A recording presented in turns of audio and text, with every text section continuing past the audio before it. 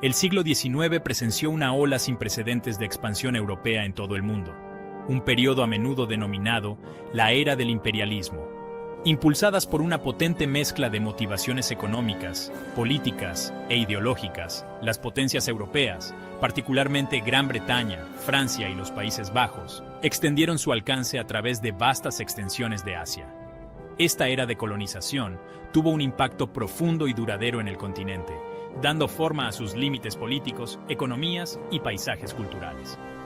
El atractivo de Asia, con sus ricos recursos y especias exóticas, resultó irresistible para las potencias europeas que buscaban expandir sus imperios y acumular riqueza. La Compañía Británica de las Indias Orientales, armada con su formidable armada y una astuta visión para los negocios, estableció una presencia dominante en la India, transformando el subcontinente en la joya de la corona del Imperio Británico. Francia, para no ser menos, reclamó su parte en Indochina, mientras que la Compañía Holandesa de las Indias Orientales estableció un lucrativo monopolio del comercio de especias en el archipiélago indonesio. Esta lucha por las colonias estuvo impulsada por una compleja interacción de factores, incluida la insaciable demanda de materias primas y nuevos mercados de la revolución industrial, la intensa competencia entre las potencias europeas por el dominio global y una creencia generalizada en la superioridad europea. Esta creencia, a menudo expresada en términos de una misión civilizadora, se utilizó para justificar el sometimiento y la explotación de los pueblos asiáticos y sus recursos. Las consecuencias de esta era de colonización fueron de gran alcance y continúan resonando en la actualidad. Si bien algunos argumentan que el colonialismo trajo cambios positivos, como la modernización y la globalización, otros enfatizan su devastador legado de explotación, erosión cultural y desigualdad persistente.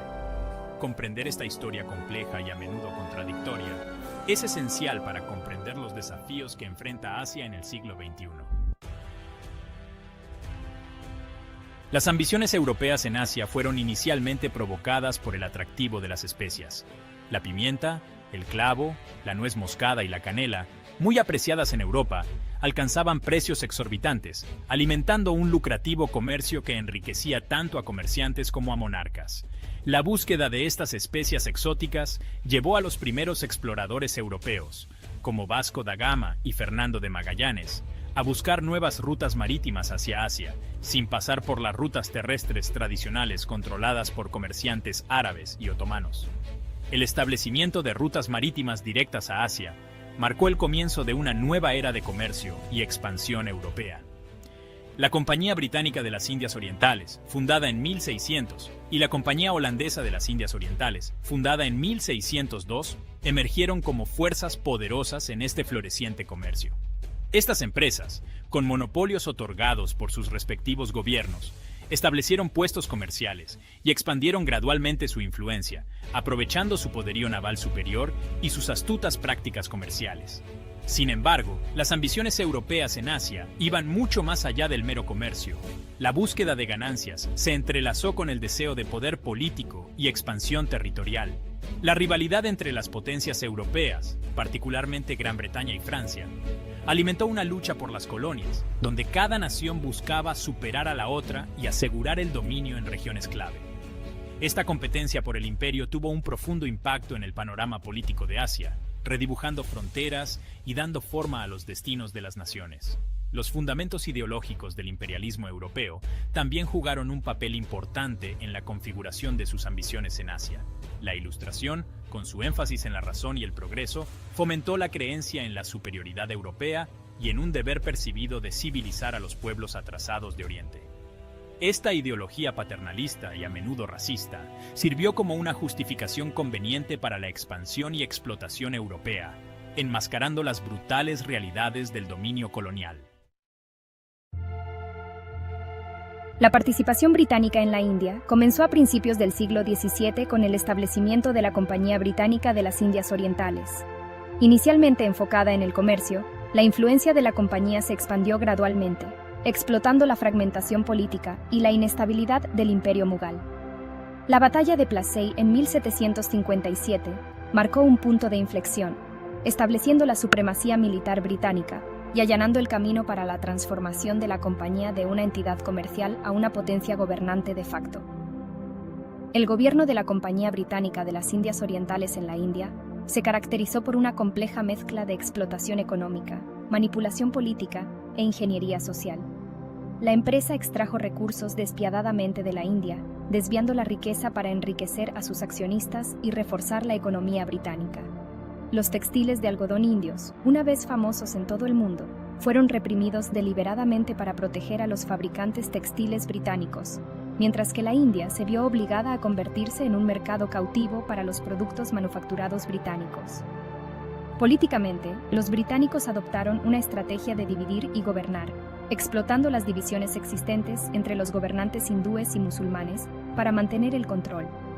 Instalaron gobernantes títeres, disolvieron ejércitos locales e impusieron sus sistemas administrativos, desmantelando eficazmente las estructuras de poder existentes e integrando a la India en el Imperio Británico. El motín de los cipayos de 1857, un levantamiento violento contra el dominio británico, fue brutalmente reprimido, lo que llevó a la disolución de la Compañía Británica de las Indias Orientales y al establecimiento formal del dominio británico directo bajo la corona británica. El dominio británico en la India tuvo un impacto profundo y duradero en la sociedad, la economía y la cultura indias.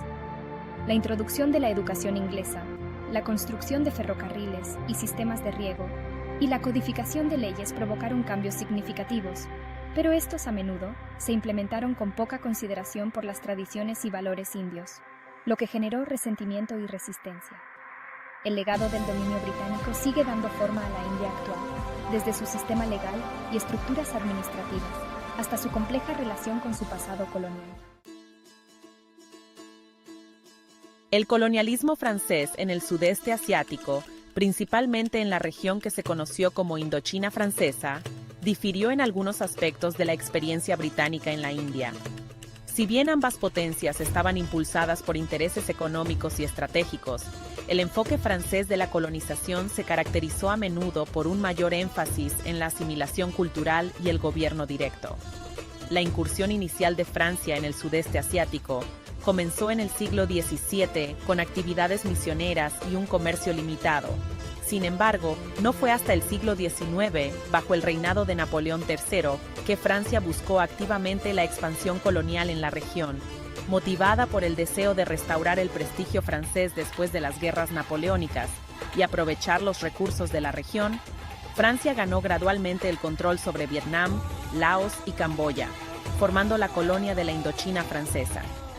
A diferencia del gobierno indirecto de la Compañía Británica de las Indias Orientales en la India, Francia estableció una administración más centralizada y burocrática en Indochina. Los funcionarios franceses ocupaban puestos clave en el gobierno, y se promovía la lengua y la cultura francesas, a menudo a expensas de las tradiciones locales. La administración colonial francesa implementó políticas destinadas a asimilar a la élite local a la cultura francesa, creyendo que esto aseguraría la lealtad y facilitaría la gobernanza.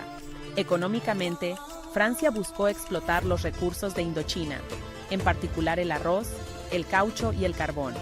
Se establecieron grandes plantaciones, a menudo recurriendo al trabajo forzoso, y se llevaron a cabo proyectos de infraestructura, como ferrocarriles y carreteras, para facilitar la extracción y el transporte de recursos. Esta explotación condujo a una pobreza y un resentimiento generalizados entre la población indígena, alimentando los sentimientos nacionalistas y los movimientos de resistencia. El legado colonial francés en Indochina es complejo y multifacético. Si bien el dominio francés trajo consigo cierta modernización y desarrollo, también resultó en la supresión cultural, la explotación económica y la privación de derechos políticos. Las cicatrices del colonialismo continúan dando forma a la región hoy en día, influyendo en sus sistemas políticos, estructuras económicas e identidades culturales.